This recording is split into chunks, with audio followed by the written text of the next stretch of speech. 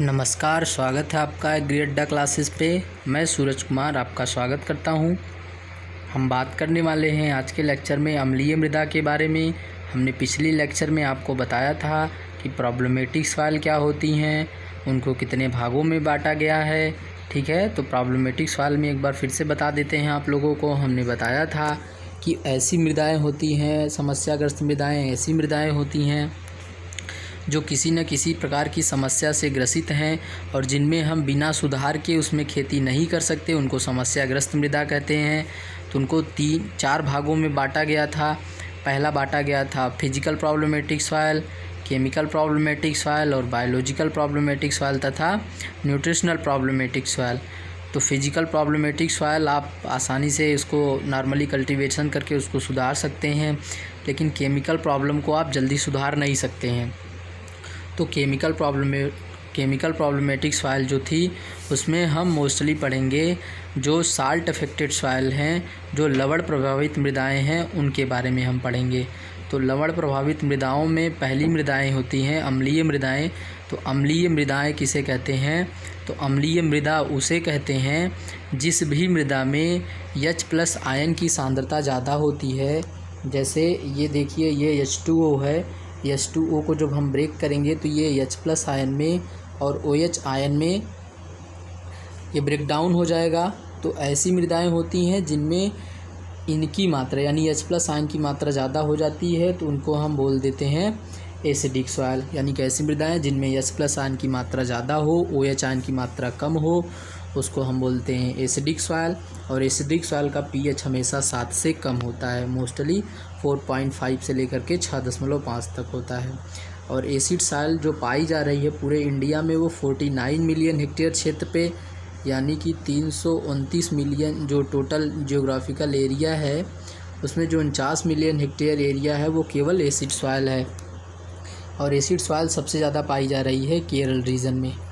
ठीक है, अब नेक्स्ट हम बात करते हैं कि जो मृदा में एसिडिटी डेवलप्ड होती है वो कितने प्रकार की होती है। तो जो मृदा में एसिडिटी डेवलप्ड होती है वो 3 प्रकार की एसिडिटी डेवलप्ड होती है। पहली एक्टिव एसिडिटी, एक्सचेंजेबल एसिडिटी और रेसिडुअल एसिडिटी। एक्टिव एसिडिटी को हम बोलते हैं सक्रिय अम्लता, और बी जो है जिसको हम बोलते हैं एक्सचेंजेबल एसिडिटी, तो एक्सचेंजेबल एसिडिटी को हम बोलते हैं संचित अम्लता। और जो तीसरा है रेसिडुअल एसिडिटी, उसको हम बोलते हैं अवशिष्ट अम्लता। तो नाम से पता चल रहा है सक्रिय अम्लता या एक्टिव एसिडिटी उसको कहते हैं जो मृदा के सॉल्यूशन में उपस्थित H+ आयन हैं उनके कारण जो अम्लता डेवलप्ड होती है उनको हम बोलते हैं एक्टिव एसिडिटी। ठीक है, सॉइल सॉल्यूशन में उपस्थित H+ आयन के द्वारा जो अम्लता डेवलप्ड होती है उनको एक्टिव एसिडिटी कहते हैं। एक्सचेंजेबल एसिडिटी किसे कहते हैं? एक्सचेंजेबल एसिडिटी उसे कहते हैं जो अम्लता मृदा के कणों पर अधिशोषित H+ आयन के द्वारा होती है।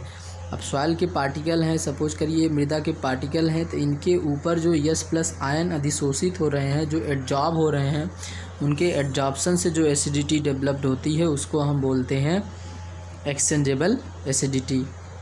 ये ज़्यादा हार्मफुल होती है जो एक्सचेंजेबल एसिडिटी होती है। क्यों ज़्यादा हार्मफुल होती है? क्योंकि ये जो सॉइल सॉल्यूशन में उपस्थित एसिडिटी होती है ये फ्रीली मूव कर सकती है, लेकिन ये जो पार्टिकल के ऊपर जो एड्जॉर्ब हुई है H+ आयन वो फ्रीली मूव नहीं कर सकती है, इसलिए ये ज़्यादा हार्मफुल होती है। ठीक है, नेक्स्ट है रेसिडुअल एसिडिटी। तो रेसिडुअल एसिडिटी मतलब कि जो अवशेष होते हैं जैसे कि आयरन एल्युमिनियम के जो अवशेष होते हैं उनके द्वारा जो एसिडिटी डेवलप्ड होती है मोस्टली, उनको हम बोलते हैं रेसिडुअल एसिडिटी। ठीक है, तो आप आशा करते हैं कि ये आपको समझ में आ गया होगा। इसमें हमने समझा कि एसिड सॉइल किसे कहते हैं, उनका pH कितना होता है, कितनी क्षेत्र में है, किस क्षेत्र में ज़्यादा पाया जा रहा है, तो इनके बारे में हमने पढ़ा ना। अब हम आगे बात करते हैं कि reason for to develop acidity. अब क्या क्या रीज़न है जिसके कारण एसिड सॉइल फॉर्म्ड हो रही, निर्मित हो रही है? तो हाई रेनफॉल एरिया, जहाँ पे पानी यानी कि जहाँ पे बारिश ज़्यादा हो रही है। अब बारिश जिस क्षेत्र में ज़्यादा होगी वहाँ पे जलभराव क्षेत्र होगा। अब जब जलभराव क्षेत्र होगा तो वहाँ पे पानी की मात्रा ज़्यादा होने से वहाँ की मृदाएं अम्लीय नेचर की हो जाती हैं। दूसरा है पेरेंट मटेरियल के कारण, यानी कि जिस प्रकार के पेरेंट मटेरियल से हमारी मृदाएं निर्मित हुई हैं, अगर वो मृदाएं अम्लीय प्रकृति की रही होंगी तो उससे जो निर्मित मृदाएं होंगी वो अम्लीय नेचर की होंगी। जैसे यहाँ पे ग्रेनाइट देखिए, ग्रेनाइट से जितनी मृदाएं डेवलप्ड होंगी सब अम्लीय प्रकृति की होगी, क्योंकि ग्रेनाइट एक अम्लीय प्रकृति का मिनरल्स है। ठीक है। नेक्स्ट है यूज्ड ऑफ एसिडिक फर्टिलाइज़र, कि अगर हम किसी खेत में या किसी पार्टिकुलर एरिया पे लगातार एक ही टाइप के फर्टिलाइज़र का उपयोग कर रहे हैं जो अम्लीय नेचर के हैं, तो उनसे भी हमारी मृदाएं अम्लीय प्रकृति की हो जाती हैं। जैसे कि अगर यूरिया का प्रयोग अगर आप लगातार कर रहे हैं तो उससे हमारी मृदाएं अम्लीय हो जाएंगी। अमोनियम सल्फेट का उपयोग अगर आप लगातार कर रहे हैं तो भी हमारी मृदाएं अम्लीय प्रकृति की हो जाएंगी। नेक्स्ट वाला है जो नेक्स्ट है डिकम्पोजिशन ऑफ ऑर्गेनिक मैटर। तो इसमें क्या होता है कि कुछ ऐसे ऑर्गेनिक मैटर्स होते हैं, जैसे कि ऑर्गेनिक मैटर में आपने पढ़ा था कि उनकी घुलनशीलता के, अभी नहीं पढ़ा, बता देंगे आप लोगों को, आगे लेक्चर में बताएंगे कि जो ऑर्गेनिक मैटर होते हैं उनको घुलनशीलता के आधार पे 3 भागों में बांटा गया है, ह्यूमिन और फल्विक एसिड।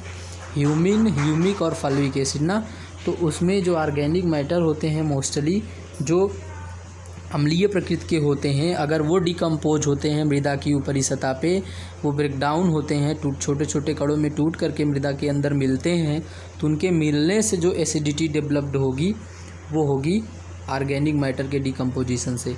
ठीक है। नेक्स्ट है एसिडिक रेन के कारण, अगर लगातार किसी क्षेत्र में अम्लीय वर्षा हो रही है या फिर अम्लीय वर्षा होने के नातकारे जो मृदाओं में पानी एक्यूमुलेट हो रहा है, जमा हो रहा है, उनके जमा होने से जो निर्मित हो जा रही हैं मृदाएं। ठीक है। नेक्स्ट है सॉयल एसिडिटी, यानी कि मृदा का पीएच कब कितना हो उसी के बेसिस पे हम बता सकते हैं कि कौन हाई एसिडिटी है, किसकी कम एसिडिटी है, किसकी ज़्यादा है। तो देखिए उनके पीएच के आधार पे ही उनको बांटा गया है। जैसे लो एसिडिटी कब होगी, जब उनका पीएच 6.1 से 6.5 होगा तब। मीडियम एसिडिटी कब कही जाएगी, जब 5.6 से 6.0 के बीच में होगा। स्ट्रॉन्ग एसिडिटी कब कही जाएगी, जब 5.1 से लेकर के 5.5 के बीच में होगा। और वेरी स्ट्रॉन्ग एसिडिटी कब कहेंगे, जब 4.5 से 5.0 के बीच में होगा।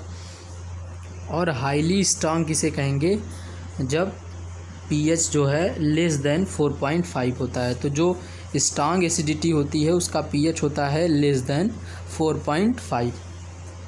ठीक है। तो इसको आप लोग याद कर लीजिएगा बढ़िया से।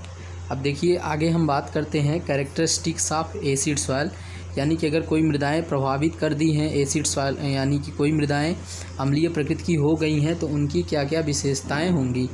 पहली बात तो उनका जो परमेबिलिटी रेट होगा वो ज़्यादा होगा, उनके अंदर पुअर वाटर होल्डिंग कैपेसिटी होगी, ज़्यादा मात्रा में वाटर को होल्ड नहीं कर पाएंगी।